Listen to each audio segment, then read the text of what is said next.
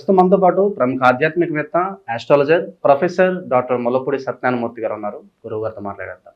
నమస్కారం గురు. నమస్కారం మణికంఠ గారు. గురుగారు, సంవత్సరం చివరిలోకి వచ్చేసాము. డిసెంబర్ మాసం, విశేషంగా మీన రాశి వాళ్ళ స్థితిగతులు ఎలా ఉండబోతున్నాయి? ఏలినాటి శనిలో ఉన్నారు. సంవత్సరం చివరిలో ఎటువంటి ఫలితాలు వీళ్ళు ఎక్స్పెక్ట్ చేయొచ్చు అంటారు? మనకి మీనరాశి వారికి ఏలినాటి శని అధికంగా ఉంది. తర్వాత బంధుమిత్రులు అందరూ కూడా సమాగమం, పార్టీలు, ఫంక్షన్లు, ఇలా పెళ్ళిళ్ళు, పేరెంటాలు, ఇలా మొత్తం అంతా కూడా తిరుగుతూ ఉంటారు.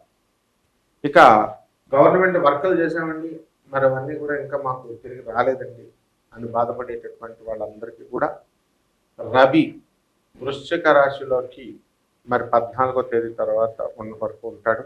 ఆ తర్వాత మళ్ళీ నెక్స్ట్ 14 నుంచి మళ్ళీ మనకి ధనుసు రాశిలోకి వెళ్ళిపోవడం అనేటటువంటిది జరుగుతుంది.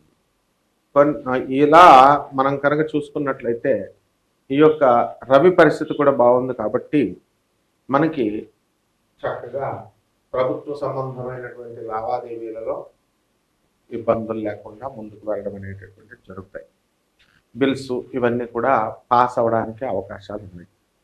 ఆదాయాలు చూసుకున్నట్లయితే గత నెల కంటే ఈ నెలలో ఆదాయాలు పెరుగుతాయి. ఉద్యోగ భద్రత ఉంటుంది.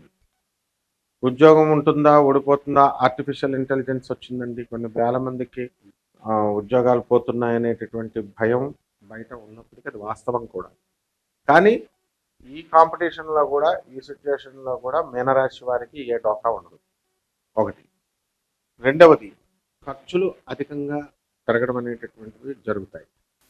ఇక స్థలాలు లేనటువంటి వాళ్ళు, ఈ యొక్క కుజుడు తన సొంత క్షేత్రమైనటువంటి వృశ్చిక రాశి, దాని తదనంతరం ధనుసు రాశిలోకి మారే ఈ యొక్క కస్ప పీరియడ్లో ఉండడం ద్వారా మనకి రియల్ ఎస్టేట్ బిజినెస్లు చేస్తున్నటువంటి వాళ్ళు కూడా ఆదాయాలు పెరుగుతాయి, స్థలాలు కొంటారు. నోటి దాకా వచ్చి ఆగిపోతుందండి, మాకు పనులు అవ్వట్లేదండి అని అనుకునేటటువంటి వాళ్ళకు కూడా కొంత రిలీఫ్ అనేటటువంటిది జరుగుతుంది. ఇకపోతే శుక్రుడు స్వక్షేత్రగతుడై మనకి తుల, ఆ తర్వాత వృశ్చిక రాశి సంచారాలు, బుధుడు మళ్ళీ ఈ యొక్క రెట్రోగ్రేడ్ అయ్యి వక్రించి తులరాశిలో ఉండడం, ఈ కారణాల రీత్యా మనకి ఈ యొక్క మీనరాశి వారికి అందరికీ కూడా ఆడవారితో కాస్త జాగ్రత్తగా మెలుపుకోవడం, ఆడవారికి డబ్బులు అవన్నీ కూడా ఫైనాన్స్ లావాదేవీలు అలాంటివన్నీ పెట్టుకోకుండా ఉండడం అనేటటువంటిది క్షేమం. లేడీ బాసుల వల్ల, అలాగే ఉద్యోగాలకి లేడీస్ ఎవరైనా వచ్చినట్లయితే కాంపిటీటర్స్గా వీళ్ళు ఉద్యోగాలు వదులుకునేటటువంటి అవసరం ఏర్పడుతుంది. కాబట్టి స్త్రీలతో కాస్త తలనొప్పి అనేటటువంటిది ఉంటుంది.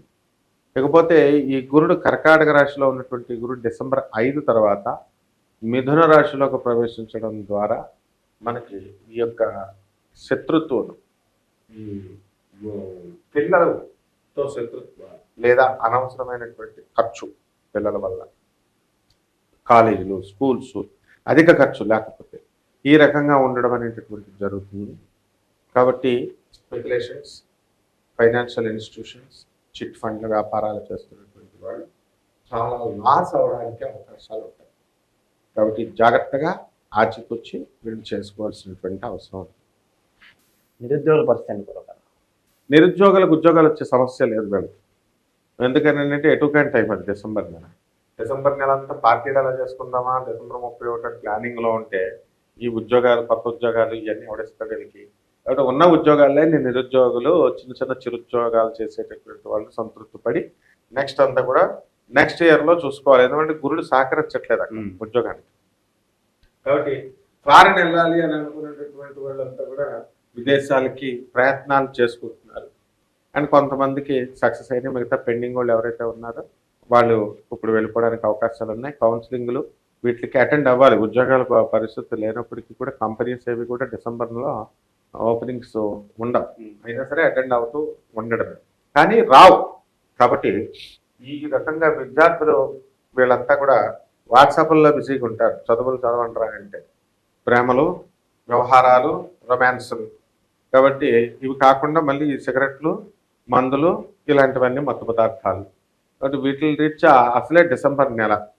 కాబట్టి వీటికి వెళ్లకుండా విద్యార్థులు తమ చదువు మీద తాము దృష్టి పెట్టి వాళ్ళు కనుక చదువుకున్నట్లయితే బాగుంటుంది. ఇకపోతే రైతులు కూడా రైతుల గారికి పంతులు గారికి పిల్లల్ని ఇవ్వడం లేదని అన్నారని చాలా కసిగా వీళ్ళంతా వ్యవసాయాలు చేస్తున్నారు. పంతులు గారులు కూడా బ్రహ్మాండంగా కష్టపడి సంపాదిస్తున్నారు. కాబట్టి ఇప్పుడు నానుడు మారింది, ప్రజల్లో కూడా ఆలోచన మారాలి.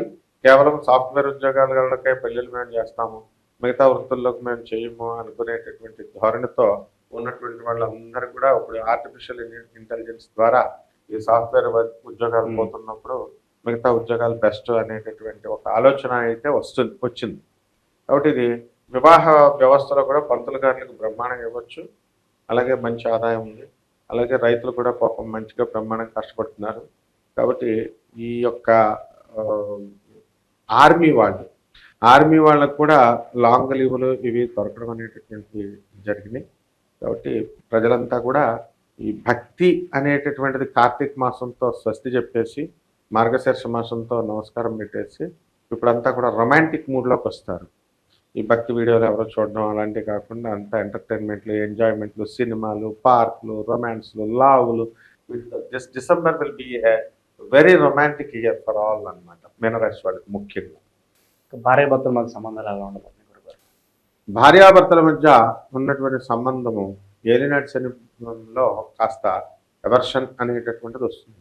ఏకాంతంలో ఉండడానికి ఎక్కువ ఇష్టపడతారు భార్య అయినా భర్త అయినా ఎవరైనా సరే ఈ మీనరాశి వాళ్ళు.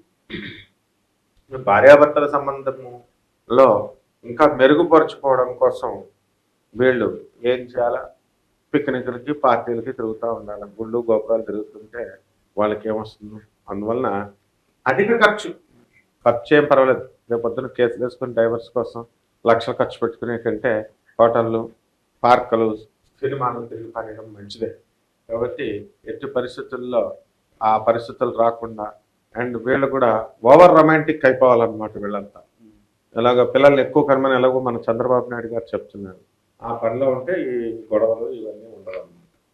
గురుగారు రెమెడీస్ ఎటువంటి పరిహారాలు చేసుకుంటే ఇంకా మంచి ఫలితాలు ఉంటాయి అంటారు? విశేషంగా ఏలినాటి శని జరుగుతుంది కదా, ఎలాంటి పరిహారాలు సూచిస్తారు? మామూలు నెలలో అయితే రావి చెట్టు చుట్టూ తిరుగు అంటాం. రావి చెట్టు చుట్టూ తిరుగు అంటే డిసెంబర్ నెల అంతా రంభ అంటారు వీళ్ళంతా కూడా. కాబట్టి రావి చెట్టు చుట్టూ తిరగాలి. ఎందువలనంటే ఏలినాటి శని జరుగుతుంది. ఆ శని చుట్టూ తిరుగుతూ ఓం శనేశ్వరాయ నమః అంటూ 108 ప్రదక్షిణాలు ప్రతిరోజు కూడా చెయ్యాలి. ఒకవేళ కుదరకపోతే శనివారం నాడు ముఖ్యంగా చేయాలి. అదేవిధంగా ఈ యొక్క శని జపం చేసుకోవాలా, శని స్తోత్రాలు చదువుకోవాలా, శనికి కిలోంపావు నల్ల నువ్వుల్ని నల్లని వస్త్రాన్ని పేద బ్రాహ్మణులకి శనివారం నాడు ఉదయం 8 గంటలకి దానం చేసుకోవాలా. దశమహావిద్యల్లో ఒకటైనటువంటి మహాకాళి అమ్మవారి మంత్ర అనుష్ఠానం అవి జపం చేసుకోవాలా. నల్ల మాలలు ఏమంటే అవి వేసుకోవచ్చు, ధారణ చేసుకోవచ్చు. అలాగే ఈ యొక్క శనీశ్వరుడికి సంబంధించినటువంటి స్తోత్రాలు అధికంగా చదువుకోవడం, నీలం రంగు మణులు వేసుకోవడం ఇవే మనం ఉన్నటువంటివి. అలాగే తైల అభిషేకాలు చేసుకోవాలా. ఇవన్నీ కూడా గోచార రీత్యా మనం చూసి చెబుతున్నాం కాబట్టి ఈ ఫలితాలు జరగడానికి అవకాశాలు ఉంటాయి. ప్రతి ఏలినాటి శని సమయంలో కొంతమందికైనా సరే పక్షవాతము లేదా ఆరోగ్య సమస్యలు, ఏదో ఒక విధమైన నరాల వీక్నెస్, ఎరెక్టైల్ డిస్ఫంక్షన్, లింగం ఇంజిన్ పనిచేయకపోవడం, మగాళ్ళకి కొంచెం అసమర్థ్యం, లైంగిక అసమర్థ్యం రావడం ఇలాంటివన్నీ జరుగుతాయి. కాబట్టి శనీశ్వరుని చాలా జాగ్రత్తగా చూసుకోవాలా. కాబట్టి వీళ్ళ పర్సనల్ జాతకాల్లో ఎవరికైతే కష్టాలు ఎక్కువ ఉన్నాయో పెళ్ళిళ్ళు చేసుకుంటే ఇప్పుడు చాలామంది ఏంటంటే జ్యోతిష్యానికి పక్కపడి డబ్బులు ఇవ్వాల్సి వస్తుందని చెప్పేసి ఫ్రీగా చెప్పండి అంటే అది తప్పు. అది ఇది బ్రహ్మ విద్య ఇది. అందువలన చక్కగా ఛానల్ నడవాలా, అందరూ వ్యవస్థ ఉంటుంది, అది అర్థం చేసుకోవాలా ప్రజలు. కాబట్టి చక్కగా మీరు కట్నం తీసుకోండి, 10 కోట్లు 20 కోట్లు తీసుకోండి, కన్సల్టేషన్ జ్యోతిష్కులకు పడేసేయండి. ఒక 10,000 20,000 30,000 పడేసేయండి, అంటే ఎగ్జాంపుల్గా చెప్తున్నా. కాబట్టి మరీ కన్సల్టేషన్ ఫీజు తక్కువ పెట్టినా కూడా రాకపోతే ఎట్లా జనాలు, అట్లా చేయకూడదు. అందువల్ల చేసుకొని చక్కగా వీళ్ళు అందరికీ సపోర్టివ్గా ఉండాలి. And the guidance should be the best అనమాట. గైడెన్స్ తీసుకోవడం వల్ల కోర్టు సమస్యల్లో కానీ, ఉద్యోగం రిజైన్ చేయాలా, రిజైన్ చేయకూడదా, అండ్ కొత్తగా స్టార్ట్అప్ పెట్టుకోవచ్చా, పెట్టుకోకూడదా, ఇలాంటివన్నీ కీలకమైన డెసిషన్స్. ఇలాంటివన్నీ వితౌట్ ఆస్ట్రాలజీ మామూలుగా సొంతంగా చేసుకుంటే కోట్లలో నష్టపోవడానికి అవకాశాలు ఉంటాయి. కాబట్టి సహృదయంతో భక్తులంతా కూడా అర్థం చేసుకుని నేను సంప్రదిస్తే మన కింద స్క్రోలింగ్ అయ్యే నెంబర్ని సంప్రదిస్తే బాగుంటుంది. ఓవరాల్గా మీనరాశి వారి పరిస్థితి ఏ విధంగా ఉండబోతుందో చాలా బాగా వివరించారు. ధన్యవాదాలు. ధన్యవాదాలు.